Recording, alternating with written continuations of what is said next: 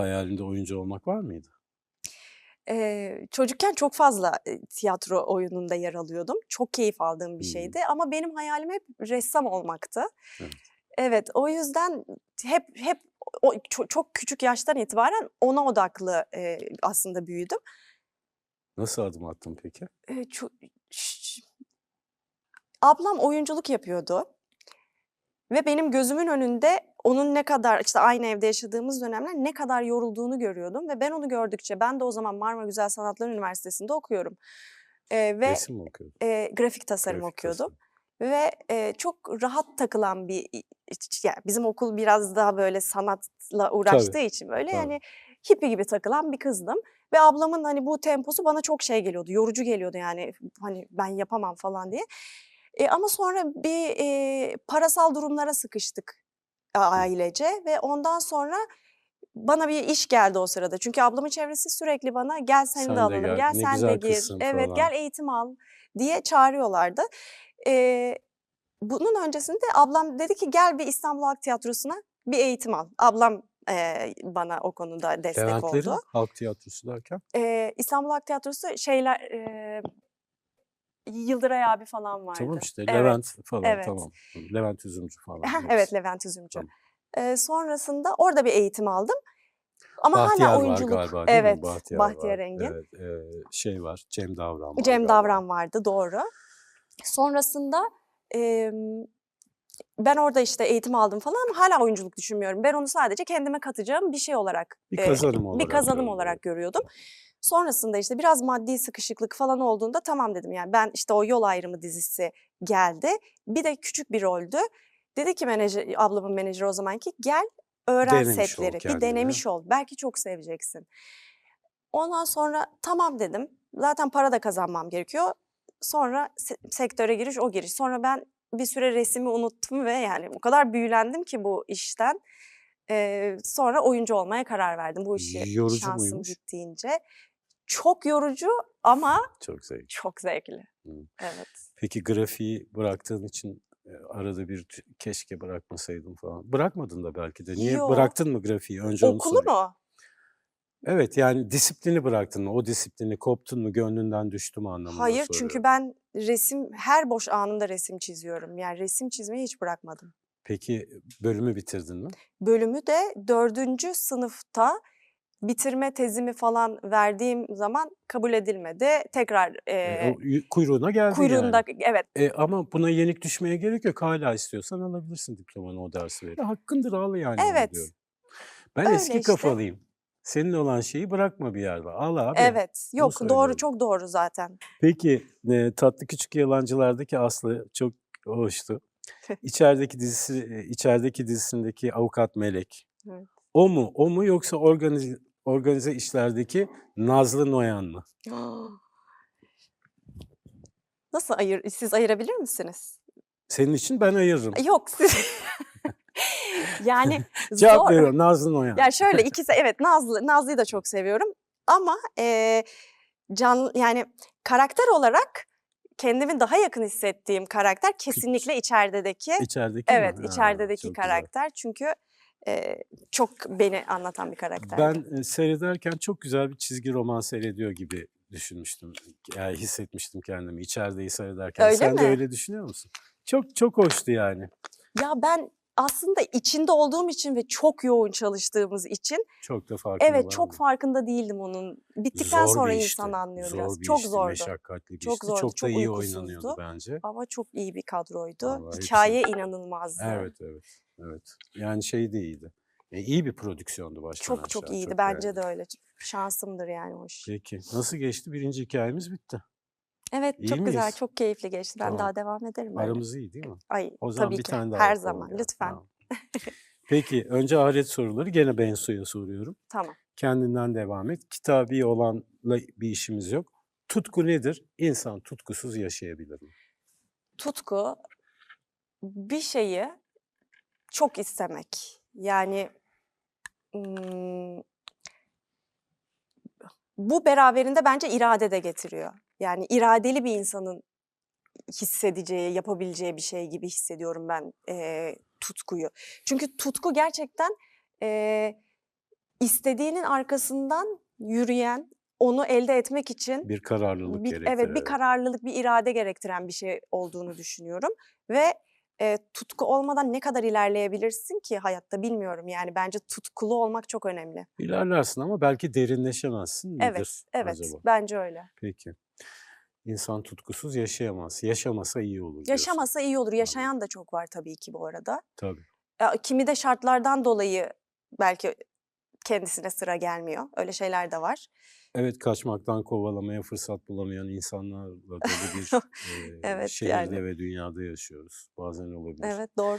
Şimdi biz bu soruları çok sorduğumuz için arada bir şeyi söylemek zorunda hissediyorum. Kitabi tanım aramıyoruz diye.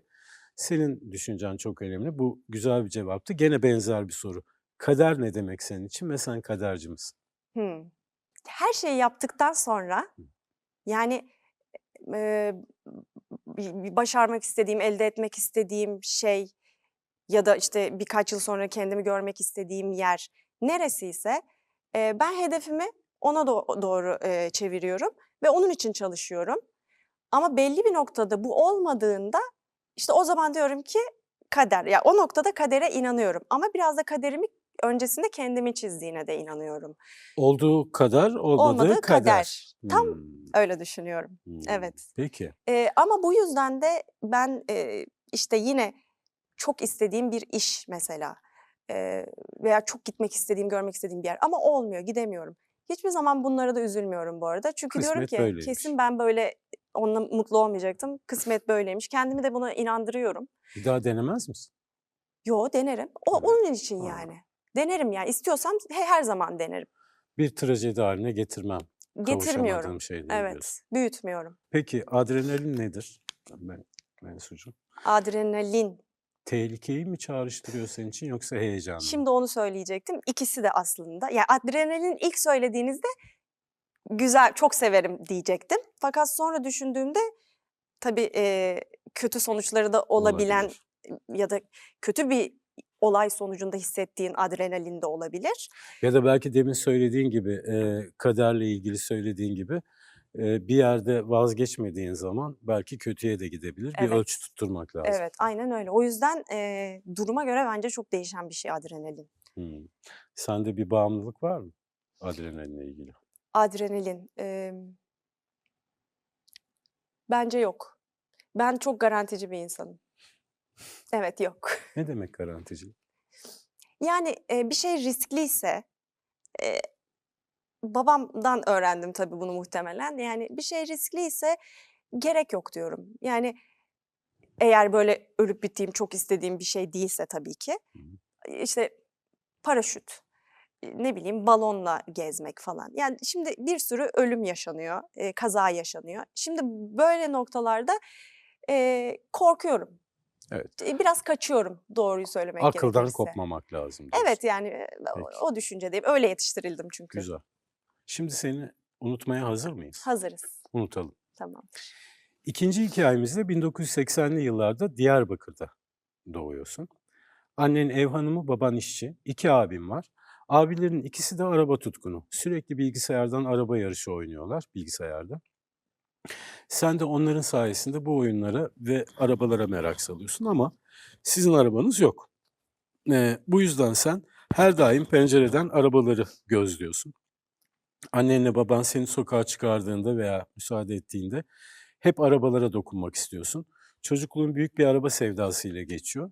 İlkokula başladığında da bu tutkun bir şekilde kendini gösteriyor. İlk resim dersinizde herkes ev, ağaç, güneş, ay çizerken sen dev bir araba çiziyorsun. Yaş 6-7.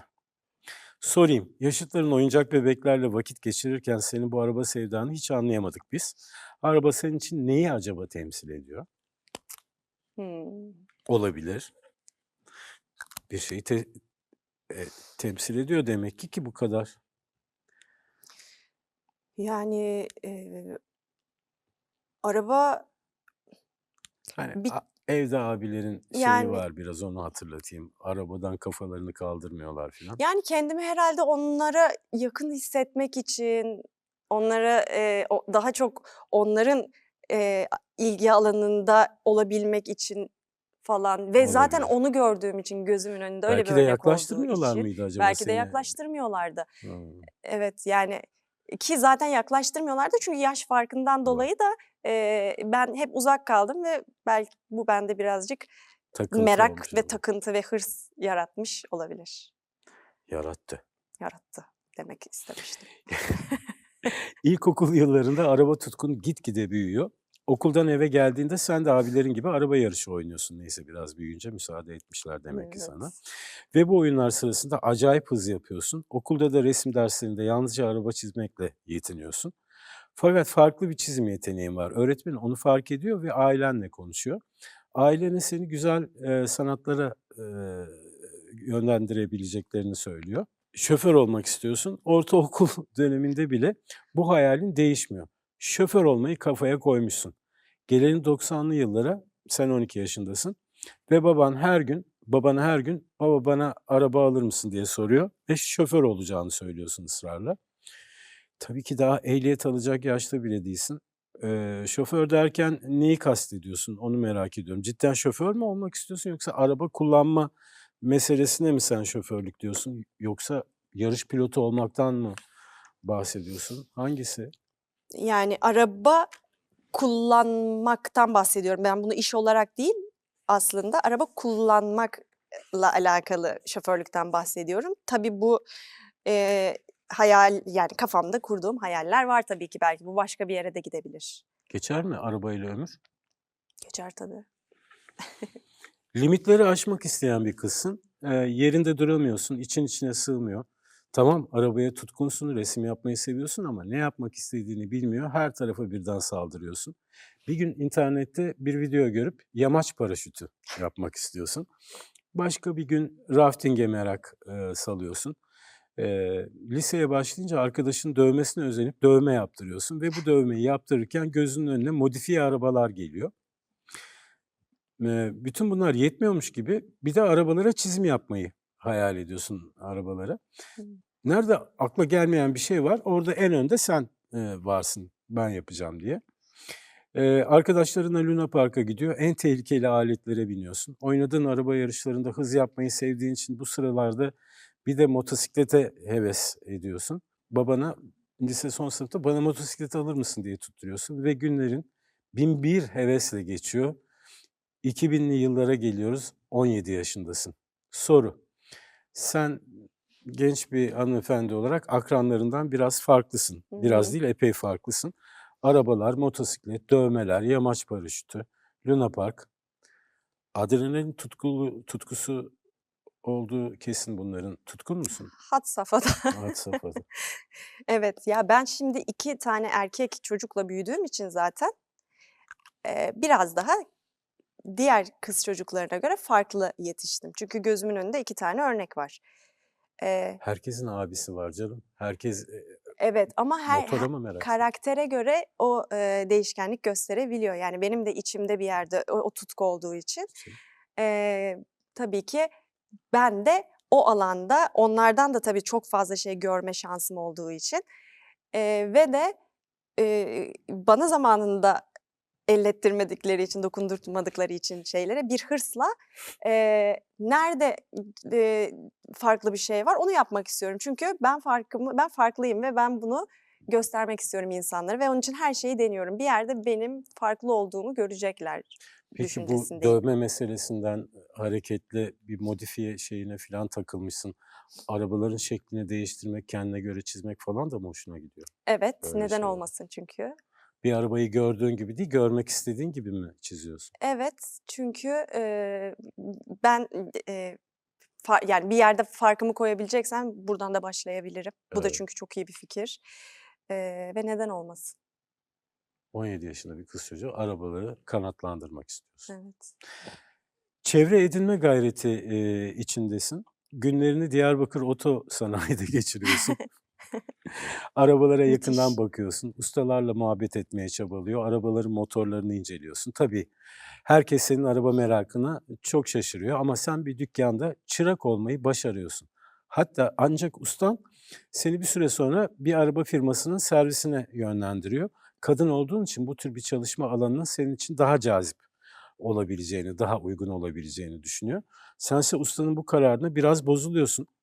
Gel zaman git zaman işine alışıyorsun ve liseden mezun olduktan sonra okulu bırakıyor. Bu serviste tam zamanlı işe başlıyorsun.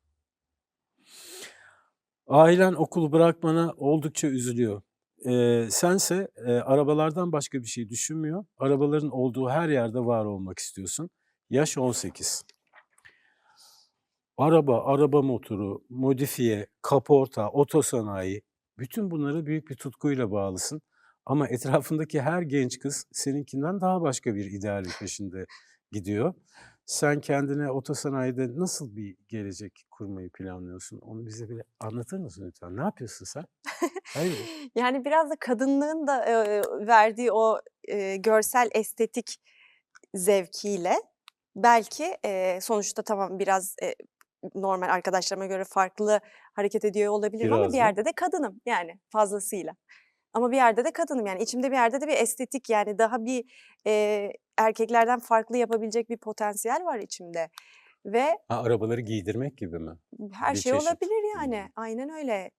Yani yapılmamış şeyleri de her şey yapabilirim. Yani çünkü erkek beyniyle kadın beyni arasında bir fark olduğu için bu benim için bir avantaj aslında. Yani, çok farklı şeyler yapabilirim. O yüzden bence orada şahaneler yaratabilirim. Arabaların da erkek olanları, dişi olanları var mı? Dişi arabalar, erkek arabalar var mı sence? Eee, olabilir. Öyle şeyler canlanıyor mu kafanda tasarım düşünürken o yaşta? Yani yaşım gereği olabilir. Evet, onlara da bir kimlik, veriyor Mantıklı değil olabilirim. mi ya? Mantıklı, Dişi evet. arabalar, erkek Tabii ki. arabalar olabilir. Çalıştığın araba firmasında keyfin gayet yerinde ama ailen çok mutsuz. Seni sürekli başka mesleklere ikna etmeye çalışıyorlar. Sense hala babandan araba ve motosiklet istemeye devam ediyorsun. Baban isteklerini duymazdan geliyor. Zira araba sevdandan vazgeçmeni istiyor. Annense konu komşuya dert yanıyor. Kızım daha çok genç, bırakır bu işi herhalde diyor. Sense kararından son derece memnunsun. Mutlu mesut işine gidip gelirken seneler geçiyor. 25 yaşına geliyorsun. Bir gün firmanızın başka bir şubesinden sizin şubeye bir transfer yapılıyor ve ekibinize Mehmet adında birisi katılıyor. Mehmet ve sen birbirinizi görür görmez vuruluyorsunuz. Ailen işten ayrılacaksın diye umutla beklerken sen iş yerinde aşkı da buluyorsun ve Mehmet'le evlenmeye karar veriyorsunuz. Hızı seviyorsun. Hayatındaki tüm radikal kararları da hızla veriyorsun ve hayatının aşkını da hızlı bir şekilde çalıştığın araba firmasında buluyorsun. Bunu kaderle açıklamak mümkün mü? Yani biraz da kaderimi yine kendim çizdim aslında. Ha. Ya kad Kaderse de sen yaptın bunu. Evet, aynen öyle. Ya bunu ben elde ettim. Evet, Bunun için ben birçok kişiyi arkama aldım. Ya ben bunun için çabaladım. sen bunu kazandın. Ben bunu kazandım. Kazandın. Güzel. İsteme, söz, nişan, düğün derken Mehmet'le dünya evine giriyorsunuz. Ailen bu kez çok mutlu. Her şey yolunda. Eşin de senin gibi çok iyi resim çiziyor ve o da arabalara tutkun. Hayat arkadaşı olarak da, çalışma arkadaşı olarak da çok iyi bir, çift oluyorsunuz, anlaşıyorsunuz ve bu aşk seneler içinde ortaklığa dönüşüyor. Eşinle oto kaplama ve araç modifiye üzerine bir iş yeri açıyorsunuz. O sırada sen 35 yaşındasın. Araçlara çizim yapıyorsun ve bu yüzden tüm Diyarbakır'ın diline düşüyor ve bir parça yadırganıyorsun. Fakat nihayetinde kendini herkese bu şekilde olduğun gibi kabul ettirmeyi de beceriyorsun. Kadın sürücüler senin dükkanına geliyorlar. Senin sayende insanlar araçlarını, modifiye etmek istiyorlar. Diyarbakır 4. Otosanayi sitesinin ilk ve tek kadın ustası sen oluyorsun. Şimdilerde yaşların 40 yaşlarındasın. Sınır tanımadın, limitleri aştın ve çocukluğundan beri arabalara tutkuyla bağlandın. Aslında sen arabaların tasarımını yapmayı hayal ederken belki de kendi hayatını tasarlıyordun diyebilir miyiz? Kesinlikle. Evet, Bize aç biraz bunu bakalım. Eee, zaten, yine biraz önce bahsettiğimiz gibi çizdiğim yol, aldığım kararlar hep kendimi dinleyerek Evet. yaptığım şey ve hep mutlu olduğum yerde, mutlu olduğum şeyi yapmanın peşinden koştum. O yüzden sonucunda da tabii ki mutlu olduğum bir evliliğin yine o ortamdan çıkması hiç şaşılacak bir durum değil bence yani bunu Memnunsun değil eee, mi kararlarından, çok memnunum. Evet. ısrarından? İyi ki yapmışım diyorum. İyi ki kimseyi dinlememişim diyorum. Helal olsun sana. Tanışalım mı seninle? Lütfen. Geliyor efendim.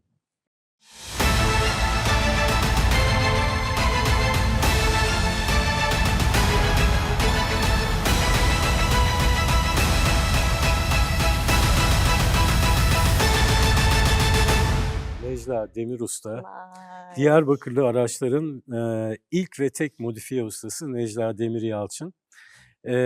Eşi Mehmet Beşir Yalçın'la birlikte birçok başarıya imza attı. Diyarbakır Araba Severler Derneği'ni kurmuş.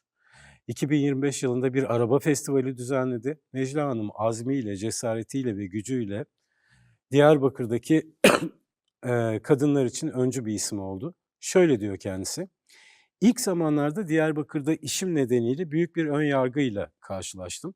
Zaman içerisinde müşterilerim bana alıştı. Diyarbakır'daki herkes beni benimsedi. Kadınların hayallerini gerçekleştirmek için bu sektördeyim. Araba tutkumla resim tutkum birleşince ortaya güzel modifiye araçlar çıktı. Kadınların rengarenk araçlarla trafikte yer alacağına inanıyorum demiş. Necla Demir Yalçın şimdilerde otomobil tutkunlarının güvenli sürüşe dair hedeflerini gerçekleştirmek için çalışmalar yapıyor. Bu da çok hoş. Kendisini tebrik ediyoruz. Kolaylıklar diliyoruz ustaya. Tebrik ediyoruz. Sevgiler, selamlar. Diyarbakır'a sıkça yolum düşüyor. Muhakkak ziyaret edeceğim. Ya ne güzel gerçekten. Orada Ne hoş yaşıyor değil mi? hala tabii Evet, değil mi? evet, evet. Yani 4. Otosanayi. inanılmaz. Gurur duyuyorum böyle hikayelerle ve daha da bana da güç veriyor böyle hikayeler. Ne tatlı bir ikili değil mi? Evet, çok Hı. yakışmışlar. Çok mutlu olsunlar. Evet. Mutlulukları daim olsun. İnşallah. Daha da büyük büyük yerlere gelsinler inşallah. Ya Hak ediyorlar. bu tür kadınlara çok da uygun görülmeyen meslekleri bu kadar başarıyla yapan kadınları çok önemsiyorum. Yani tabii Yani ki. mesela bu hayali paylaşan ne kadar çok genç vardır ve şimdi karşılarında bir de harika Ne bir kadar örnek var, bir önemli. rol model var, Evet. değil mi? Ve yani bu çok büyük bir şey. Yani bunu başarmak çok büyük bir şey. Çünkü aileni karşına alıyorsun. Evet. Kimseyi dinlemiyorsun ve günün sonunda haklı çıkabilirler. Ve Yani aileni de oradan kuruyorsun. evet yani çok zor bir şey ama işte bu gerçek bir tutku. Evet, evet. Evet. Tam başarı bu işte. Evet, başarı. Tekrar tebrik ediyoruz. Evet. Yolu açık olsun. Harika. 1980'li yıllarda Diyarbakır'da doğuyorsun. 2 abim var. Abilerin ikisi de araba tutkunu. Sürekli bilgisayardan araba yarışı oynuyorlar. Sen de onların sayesinde bu oyunlara ve arabalara merak salıyorsun ama sizin arabanız yok. Çocukluğun büyük bir araba sevdasıyla geçiyor. İlk resim dersinizde herkes ev, ağaç, güneş, ay çizerken sen dev bir araba çiziyorsun. Fakat farklı bir çizim yeteneğin var. Öğretmen onu fark ediyor ve ailenle konuşuyor. Ailenin seni güzel sanatlara yönlendirebileceklerini söylüyor. Sense şoför olmak istiyorsun. Limitleri aşmak isteyen bir kızsın. Liseye başlayınca arkadaşın dövmesine özenip dövme yaptırıyorsun ve bu dövmeyi yaptırırken gözünün önüne modifiye arabalar geliyor. Çevre edinme gayreti içindesin. Günlerini Diyarbakır Oto Sanayi'de geçiriyorsun.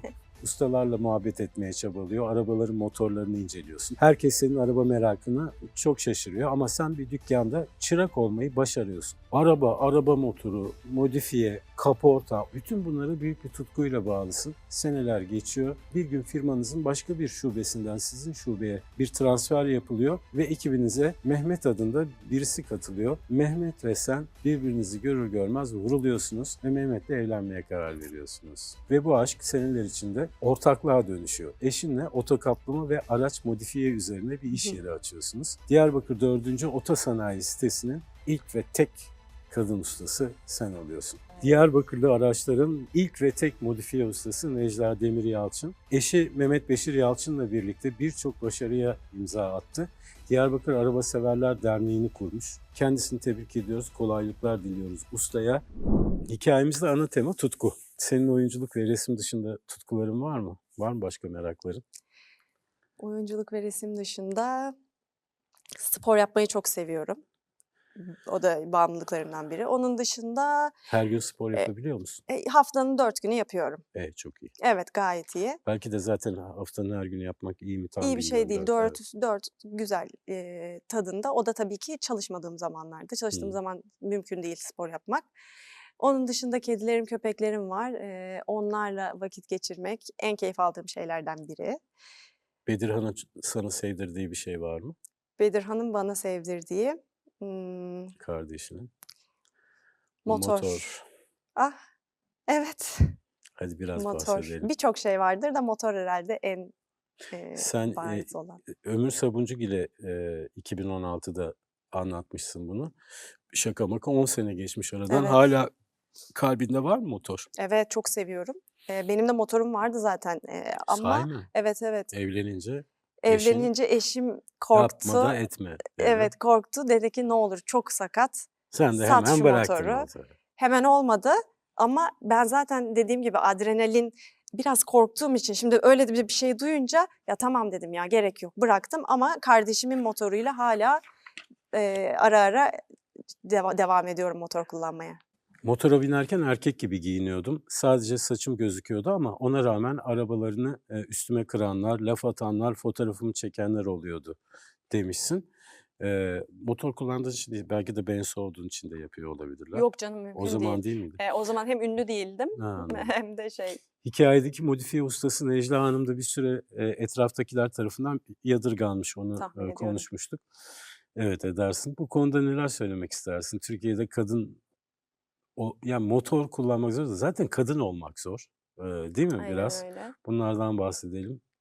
Sonra derinleştireyim. Yani kadınlara yönelik baskılar, şiddet konusunda neler düşündüğünü de merak ediyorum. Motordan başlayıp buraya ne biçim getirdim lafı? Çok sert geldi Çok bu sert bu geldi. arada. İstersen parça parça gidelim. Tamam. Trafikte motor, kadın motorcu. Motorla alakalı kadına kadar zaten motor kullanan erkeğe de yani herhangi birine karşı, eee, nedense biraz şeyler, Özensizler, evet, değil mi? özensizler.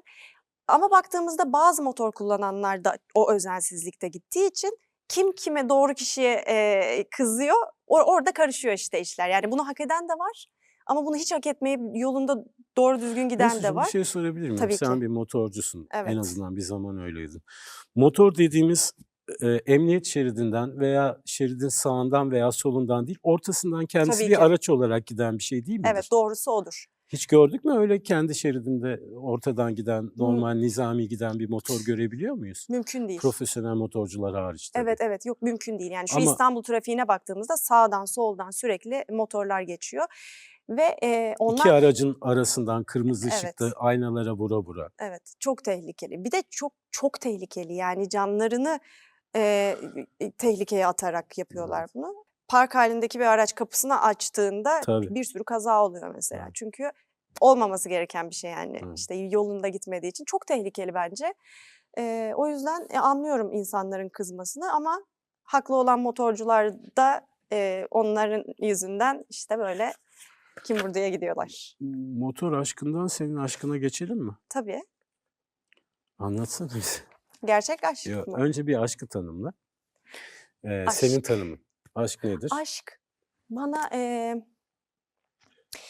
eee, bağımlılık gibi, böyle aşırı sevmek gibi geliyor. Yani bu sadece insanı değil, hayvanı da, Hımm.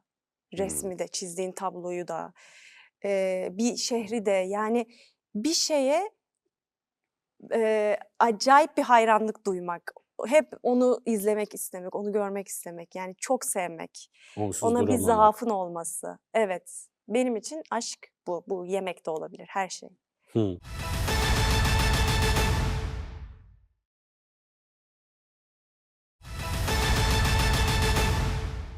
Eşinizin ismi nedir? Hakan.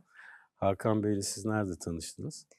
O bir, moda sitesinin sahibiydi. Bu hediye göndermeler oyunculara falan da daha yeni başlamıştı o zaman. Bundan işte 10 yıl önce, 11 oldu hatta. O zaman diyor ki ben de oyunculuğa başlamışım işte. Diyor ki şu Bensu Saral'a bir hediye yollayalım.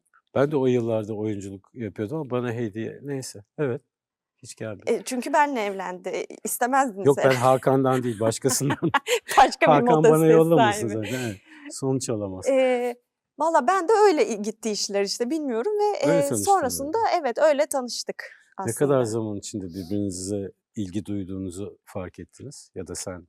Hakan zaten gördüğü andan itibaren söylediğine göre, Hediyesinden anlaşıldınız. hediyesinden anlaşıldığı üzere. Ben de biraz, birkaç ay hiç asla düşünmüyordum yani. Zaten çok tanımıyordum da. Çok fotoğrafı falan yoktur Hakan'ın sosyal medyada.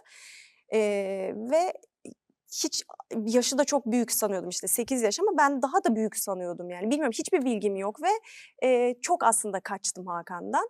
Peki ilk aşkını hatırlıyor musun? İlk aşkımı hatırlıyorum. Ne kadar küçüktün? Ana sınıfı. Çok güzel. Evet. Evet. Nasıl anladın aşık olduğunu? Eee, Ya çok beğeniyordum.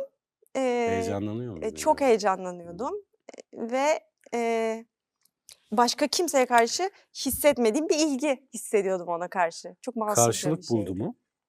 Yo, zaten hiç söylemedim ki hiç. Ben kendi Ha, kendime. platonik Evet, yani bu. evet. Ha. Ben hiç paylaşmadım. Hayatım boyunca da hiçbir zaman paylaşmamışımdır ben zaten. Yani birini. Hiç kimseye olan ilgini onunla Evet, paylaşmıyorsun. evet, paylaşmıyorum. Bu bu iyi bir şey mi?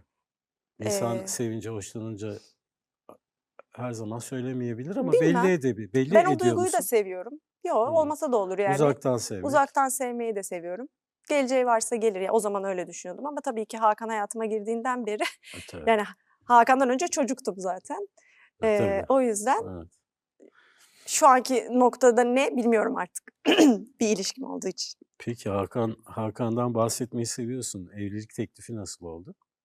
Prag'da inanılmaz bir soğukta çünkü ekim Kışın mı ayında. gittiniz? Ha, Evet Prag'da. ve inanılmaz soğuktu. O zaman biraz ben hiç evlilik teklifi beklemiyordum. Bir çift arkadaşımızla gitmiştik. Semih Kaya futbolcu hatta Galatasaraylı Evet, bizim evet, çok yakın tabii ki. arkadaşımız. O ve eşiyle beraber bir de Hakan'la ben. Bir çift daha vardı pardon arkadaşlarımız.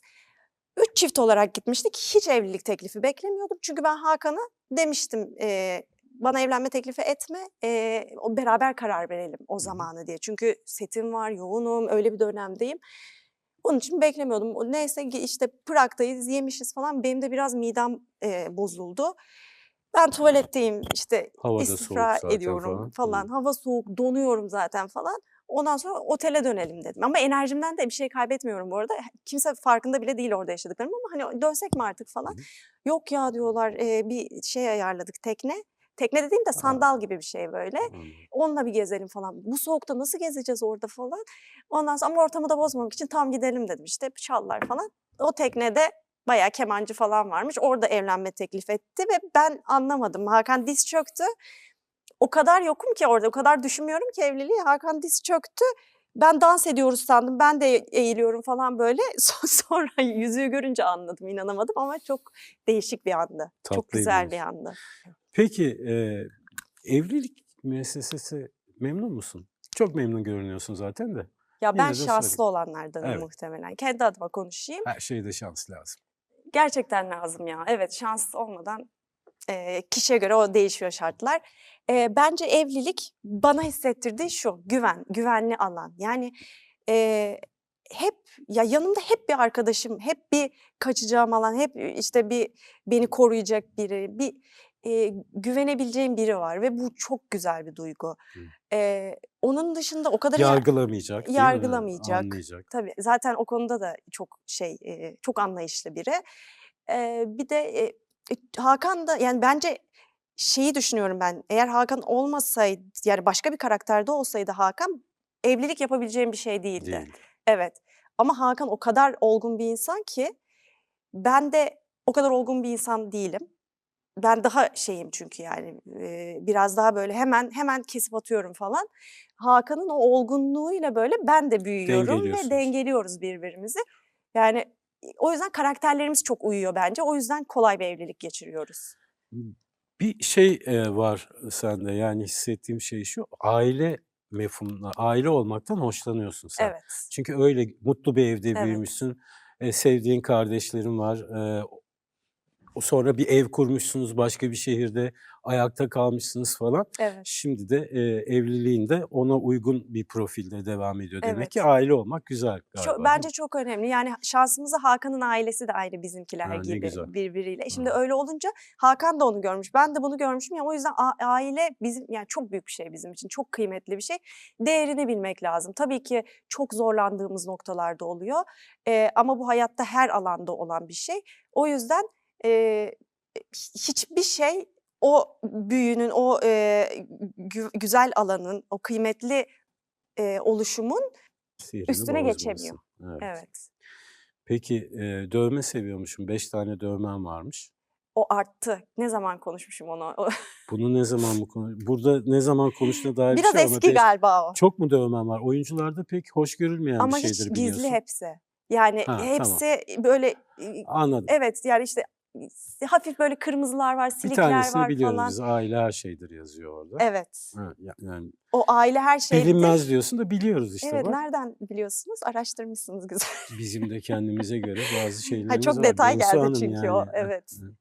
Evet. Peki, aile her şeydir yani Gandolfini gibi bir şey yani o sende.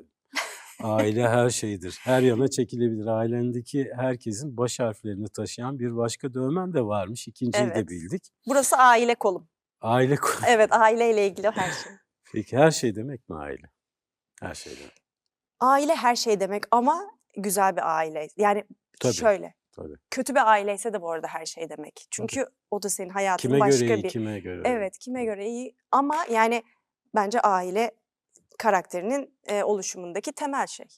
Tutku ile takıntı bazen karışabiliyor ya. Evet, Yani çok bu tehlikeli. demin aslında tam bunun eşiğine gelmiştik konuşmaya Hı ama hı. başka bir şey dikkatimi çekti. Ya da bir takım tutkular, takıntılarla alışkanlıklara da Hı dönüşebiliyor. hı. O da var. Senin garip takıntıların, huyların var mı? Var. Eee, mesela bir elimle bir yere vurduğum zaman Gülmeye hazırlanın. diğeriyle de vurmak gibi. Ya gülebilirsiniz. Ben de biliyorum Bir bunun elinle normlarını. Ya bir yere bir çarptığın elim bir zaman yere çarptığı zaman öbürünü de vurma ihtiyacı ya da mahrum kalmasın mı öbürü? Öyle bir şey mi? evet, yani herkese eşit sevgi ve eşit hissiyat dağıtmaya Sarkılan çalışıyorum. kaşınırsa ne oluyor? Bunu da Solu kaşıyorum. da kaşıyorsun. Evet, yani bir şekilde böyle bir simetrik bir durum var. Simetrim vardır bu arada, simetri hastalığı. Yani gördüğüm herhangi bir ortamda neresinin olduğunun önemi yok. Kalkarım o tabloyu, kırlenti bir şeyi O düzeltirim. şeyde de vardır. Astigmat miyoplarda var. Bende var mesela. Bende simetri Öyle mi? takıntısı var. Var Ha. mı gözünde bir bozukluk? Yok, yeni baktırdım. Şimdilik yok henüz. Maşallah. Evet ama o simetri şey var bende mesela, o da bence bayağı garip. Mesela bir restorana gidiyorum. Tuvalet kağıdı bitmiş.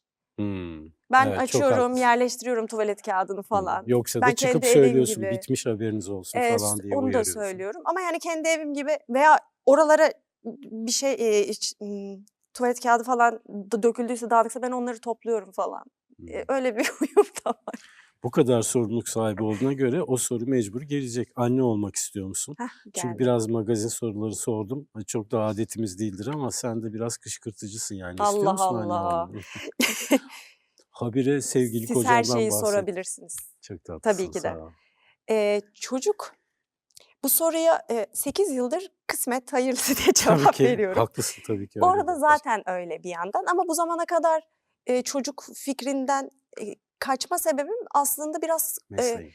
mesleğim, aynı zamanda ya çok büyük sorumluluk, bundan korkuyor olmam, eee, bu hayatta yaşadığımız, şu anki zamanda yaşadığımız şeylerin bende yarattığı korku, hani başka birine de bu korkuları, Tabii. "Bak burası böyle bir dünya, al yaşa." demek iyi mi? Ama güzel yanları da O çok. kaygılar çok haklı. Evet, Bir hayvansever olduğunu biliyorum senin. Değil mi? evet. Tabii, tabii. 5 tane çocuğum var evde zaten. Hah, Çok büyük bir şey, yani çok saygı duyuyorum. Gerçekten çok büyük bir şey anne olmak.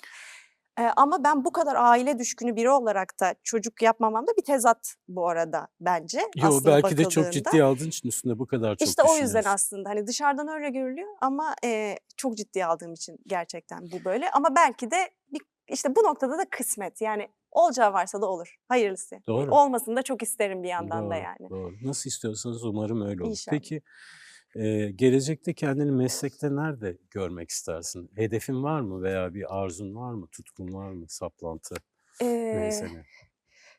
saplantım yok Güzel. ama tutkum var. Ya oyunculuğa hayatım boyunca devam etmek istiyorum. Sadece bir yerde böyle düşündüğüm zaman, hayal etmek istediğim zaman bir bulanıklık hissediyorum şu anlamda. Sektör çok değişiyor, platformlar çok değişiyor. O yüzden kendimi hayal ettiğim yer O yaşlara geldiğimde tabii ne durumda olacak onu bilmiyorum ama bu işi hep yapmak istediğimi biliyorum. Aynı zamanda resim yapmayı da, Hı. beraber Sürdürmek yürütmek, istiyorsun. sürdürmek istiyorum. Yani sadece bunu biliyorum ve bu da olacak yani inşallah bir aksilik olmazsa. Bensu, biz oyunculuğu, bu sektör için yapmıyoruz.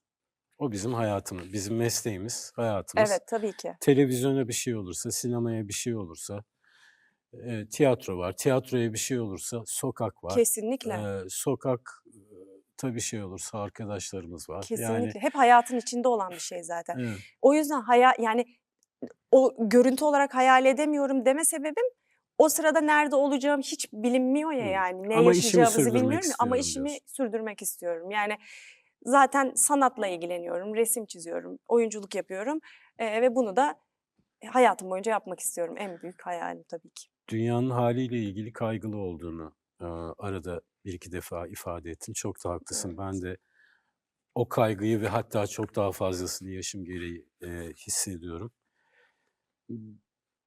Bir çocuk sahibi olmak için nasıl bir dünya hayal edersin? Tereddüt Sevgi dolu. etmeden, sevgi dolu. Sevgi dolu.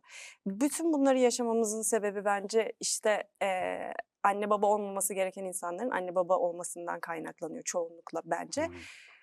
Çünkü bu yaşadığımız bütün korkunç cinayetler, onun dışında, işte, ne bileyim, eee, savaşlar, ya, yaşadığımız her şey, bunları, işte, bir ara canlı bombalar vardı, patır patır her gün bir şey, ya, çok büyük şeyler yaşadık bence ve, hani, bütün bunları yapan insanların ben sevgisiz insanlar olduğunu düşünüyorum ve aile, işte, o noktada çok önemli bence. Yani, güzel bir ailede büyürsen, sevgi görürsen çok güzel bir yani, hayal edemeyeceğimiz güzellikte bir hayat olacağını düşünüyorum. Tabii ki problemler olur da insani problemler olur yani. Umarım senin hayal ettiğin gibi bir dünya bizi bekliyordur. Biz de çabamızı İnşallah. eksik etmeyiz. İnancımızı kaybetmiyoruz. İnancımızı kaybetmeyelim. Bensucuğum, çok teşekkür ederim. Ben çok teşekkür ederim. Çok Çok keyifliydi. çok güzel bir sohbet oldu. Sağ ol geldiğin için. Ay, ben çok Eksik teşekkür olma. ederim davetiniz için. Sevgili Hakan'a, eşine, ablana, herkese çok selamlar. Tamamdır, İnşallah ileteceğim. tekrar yan yana aynı sette, olma zamanımız gelir. Arayı çok açmayalım. İlk hayalim bu şimdi. Harika. İnşallah. Teşekkür ederiz tekrar. Ben teşekkür ediyorum.